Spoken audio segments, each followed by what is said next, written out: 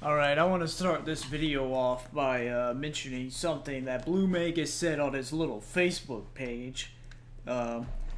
He said that I made the ED article about him. I did not. I looked it up though and saw it. It's not an article, he's just mentioned in some other article. He just has a little paragraph or some shit. But I see why you thought it was me. It was written in a way that would appear that I would have written it. But I did not, I can assure you. It does sound like one of my fans or somebody that knows me, but that was not me because I am banned from ED because I got in a tiff with one of the mods because they're dorks. So, fortunately, it wasn't me, but okay. This is his video about Anita Sarkeesian, the first one. Welcome back to Minor Grievances, my friends. That show that I do, but only when I feel like it. And pardon the gloves right now. You see, it's getting that time of the year whenever the weather gets really, really dry and cold. And whenever it does that, my hands like to dry out, crack, and bleed if I don't routinely apply lotion to them and wear gloves. And as you can imagine, that's be a very, very... Okay, then wear gloves. Why are you wearing fingerless gloves? What's the point of that? Happy mages. But hey, sleeveless shirt, fingerless gloves, I look a generic 90s fighting game character. You look like a ranting loser. Which means I can do this. Round one, fight. Anita Sarkeesian. Oh boy, this is a can of worms I've been both eager yet reluctant to open at the exact same time on the grounds of, well, the Gaming Goose, Kite Tails, Treeox, Thunderfoot, Mundane, Matt, Sargon, Makata, about 1,000 people that I don't know have long since brought down the hammer on Anita. Right to the point wherein if I could say anything, it wouldn't be a whole lot that you probably haven't heard before. I mean, I want to talk about her, but the exact same Humor time, me. I don't feel it's necessary 90% of the time. You see, I'm of the opinion that if you don't have anything important to say, then it's best that you don't say anything at all. Hey, we can agree on that. And I have something to say. It's short, but I'm gonna say it. I'm gonna say it. I'm gonna say it, dang it! Alright, stop with the ego raptor shit, please. To know that Anita doesn't know a whole lot about game design, or with her grand idea for a video game being as generic as humanly possible. But hey, don't take my word for it. My friend Ace Salieri made a video explaining how poor of an idea her video game is. Her game would have been groundbreaking in like 1989. But hey, if you want another example, Are you talking about the offhanded remark she had about the princess that saves herself?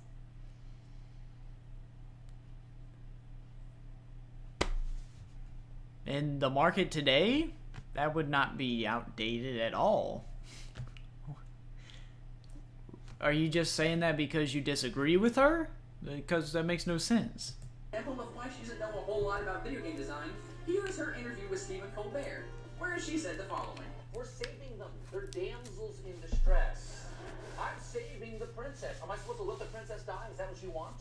That's kind of harsh. That's kind of hostile. Well, maybe the princess shouldn't be a damsel and she could save herself. Well then, why are you playing a video game? You're supposed to be the hero. The hero does the saving, and the player is the So a woman can't be a hero. Okay, gotcha. hero here. Saving the princess is an old cliche, but it's still escapist fantasy. It's really basic motivation of the will to do good and help those in need. It's supposed to make the player have a basic interest in the story and a desire to save everyone. It's a lazy tactic that puts women in a subservient role towards men. That is what it is. You trying to explain the history of this sexist trope right here is not going to help you. That's the point. Imagine. She's explained many times that it's not that the saving of a princess is a bad act. It's the fact that the developers rely on this trope as a motivation for the character to progress in the story. That's the problem. They rely too much on it. If you watch any of her videos, you would know this, but you don't because you're 12. Zelda, if Link went through all the dungeons to gather power to fight Ganondorf, only for Zelda to randomly go, "I'm sorry, Link, your stupid ass was taking too long, so I kinda hit a bomb chewing Ganon's organ. Let's see him use the Triforce of Power when he has no hands." Kinda sucky and anticlimactic, isn't it? So yeah. Are you really that dumb that you think she's suggesting that we just change a little bit of this trope so that the princess saves herself at the end, which is somehow going to ruin the game for some reason. How about not relying on a damsel in distress trope all the time? How about that? It seems that bluemagus thinks that you can't make a video game without using that trope, apparently. I don't know. That seems pretty desperate of him. There are some Zelda games that don't rely on you saving her, and they're just fine. So, why are you this dumb? Why do you think every game has to have a damsel in distress storyline to it? Yeah, he doesn't know anything about game design for basic player motivation. I can't imagine he thought this out and thought that anyone would say, hey, this is a good idea. Yeah, he definitely knows what he's talking about. Besides younger audiences who are easily influenced by people using bigger words than usual, it's not going to work with anybody that's in this conversation already. Your crowd already believes what it believes and is going to hate her no matter what. Anita's side is obviously too smart for you because you can't make a coherent argument if it fucking slapped you across the face. You somehow don't even listen to her argument because she clearly goes over how the damsel in distress trope is a game design choice used to motivate the player to continue playing the game. And here you are explaining that the trope is used as a way to motivate the player to play the game. I can't even. This is the dumbest thing I've ever seen. You fucking have been owned by Anita on a video that you've seen already and you're responding to. How does that happen? I would be ashamed of myself if I responded to the video and the video itself owned me and my arguments. I would feel like an idiot. I guess like the fingerless gloves make you feel better about yourself. I don't know. And completely discards the harmless and noble will to do good as the hero as sexist against women because it strips them of their power. This is of course assuming that an act of misfortune removes all power and will from a woman. But Anita's critical thinking abilities don't really look for alternatives or differing perspectives. She cherry-picks research and gives us out-of-context examples in order to establish her already predetermined conclusion. And with her removing... What? That has nothing to do with the videos at all. I'm serious here. I want to know, okay? I want to know if you really think that the context of that Super Mario game was going to help with the damsel in distress trope that was being used there. It doesn't. It doesn't. That is a trope that the Mario series has used over and over again. Don't kid yourself, son. Besides, you don't need context for the trope, okay? There could be a ton of different scenarios in which that trope is used. The context is not relevant in these situations that she displays, obviously. Oh, it's different this time because she's pretty independent for herself at the beginning, but then she gets kidnapped. That's how it's different. You don't know the context, okay? No. Okay, no reasonable person who has knowledge of this discussion is going to believe you on that one, okay? Just give it up. All comments and ratings, there's no room for discussion with her. You're having a discussion. What the fuck are you doing right now? What the fuck are you doing? You're having a discussion about it. Now, you see, criticism is something that's asked for. It's not something that's just forced onto other people, okay? And we're just supposed to nod our heads and agree with her. No. Listen and believe just might have ulterior motives, if you know what I'm getting at here. But I recently saw this tweet from her, that's grand. The listen and believe hashtag, which is about sexual assault against women and rape against women, to try and make it so that people don't dismiss them immediately, especially when they go through the process of having to report rape to the authorities and how they're asked instigating questions and intrusive questions about whether they asked for it or what they were wearing or anything like that. That you definitely did that justice, bluemagus. Definitely. You're not a complete jackass right now. Great job. Little she understands about markets, consumers, or supply and demand. Gamergate is the monster of the industry created by telling gamers they're the center of the universe and catering to their every whim. Where do I begin? I'm not going to tag Gamergate into this because, quite frankly, I think they need to distance themselves interacting with her is not productive in any way, shape, or form whenever it comes to ethics and journalism. So let's just ignore that part for a moment. Anita makes the claim that game developers are catering to every single male desire, to which I respond with, well, who's buying the fucking games? There's this little economic rule of supply and demand that's at work here, and she does not understand it. To her, video games were made to illustrate more diverse ideas and not turn a profit for a company, so they continue making games all while having food on the table for their families. Do you want people to starve, Anita? Do you want us to be like in the Uganda? Because I really like food. Oh my god. bluemagus, you are making the same argument that racists use for marketing directly towards white people and keeping black people out of their shops. This is what happened in Arizona. You are using their same argument right now. I can't. Maybe he's racist too. I don't know. He looks that dumb to be on their side. I don't know. Dear God. Okay, supply and demand has nothing to do with that kind of shit, alright? First of all, that has nothing to do with anything she's talking about whatsoever. Second of all, why would you ignore 50% of the population? That makes no sense. Why would you just exclude a whole gender and think that you can tally it up to supply and demand? Like, oh, okay, so since we cater exclusively to males, they're buying the game, so that's how supply and demand works. No, that's catering to men and getting them to buy your game by catering to them. It's not helping you at all. You're going to create more money for yourself if you open your audience to more than just half of the demographics. I'm just saying here because I'm a market major and this is my fucking job, but whatever. I can let some stupid twerp on the internet who has no clue what he's talking about just completely talk out of his ass about this situation, but whatever. Gamergate will just eat it up right here. This is market economics, supposedly, right here.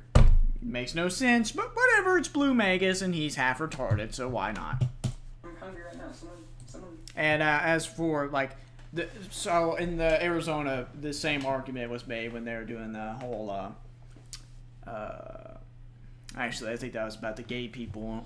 They were trying to keep out gay people out of their restaurants, and they were making the same excuse that, why don't you let them pass these laws that allow businesses to exclude gays from their business and let supply and demand dictate what's going to work? If that was the path that America chose, slavery would have been around for a lot longer. You really want to be on that side of the argument? And go ahead, buddy. Give me a sandwich. Hey, Anita, there's a reason why companies cater to their market. It's because they write their paychecks. This is not complex stuff. This is simple economics. You're assuming that the market is only for males. Right. Work here. I learned this shit in middle school. They are discouraging women from ever getting their games by making this approach. They are not going towards their audience. They're catering to one half of the audience. There's a populace of people who want a thing. You have a thing. You make multiple versions of the thing. So the people can, like, buy it, so you can use the money to get food, and the people who bought the thing are happy. So yeah, not only... Yeah, they're happy being sexist. That's great. Can't believe this. I don't think people buy games for the reasons that you think they do. Okay? But whatever. Apparently everybody agrees with you. It buys a game for the exact same reason. This does not have anything to do with games journalism. It's also demonstrated that he doesn't understand how markets work, or at the very least has a cursory understanding of them. I don't know, maybe she doesn't give a fuck. That's entirely possible. And now, while one could make the case that broadening the demographic for your games would net more profits, I would argue that attempting to radically change a market is not just very dangerous for a company, but at the exact same time also bad for the market, because now we have a large group of people who have just been alienated by their own hobbies. So the sexists that don't want to see women have a flushed out character are all of a sudden not going to buy the game when you make women who have good characters. What? Are you retarded still? How do you... I refuse to believe... you know what? bluemagus, I'm challenging you right now. I will challenge you to a debate on this. If you deny, you're a pussy. Alright? I cannot... I have no doubts that you're going to lose every single argument. This is how bad this is. I don't care what it is.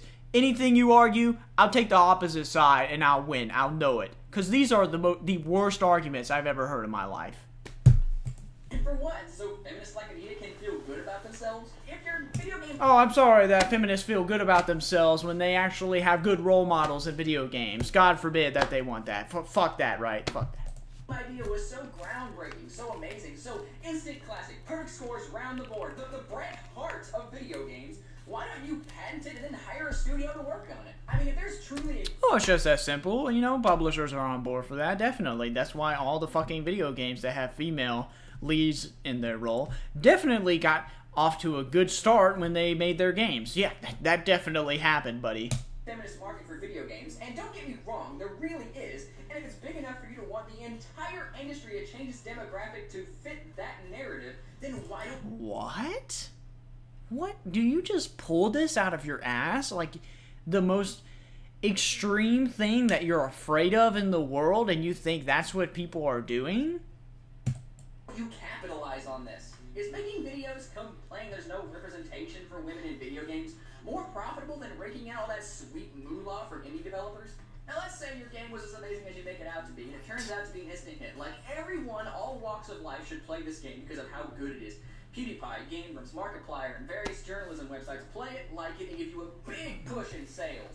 And for comparison's sake, and for how important it is that I want you guys to know and understand what I'm getting at here, let's take a look at other indie game sales, like Five Nights at Freddy's.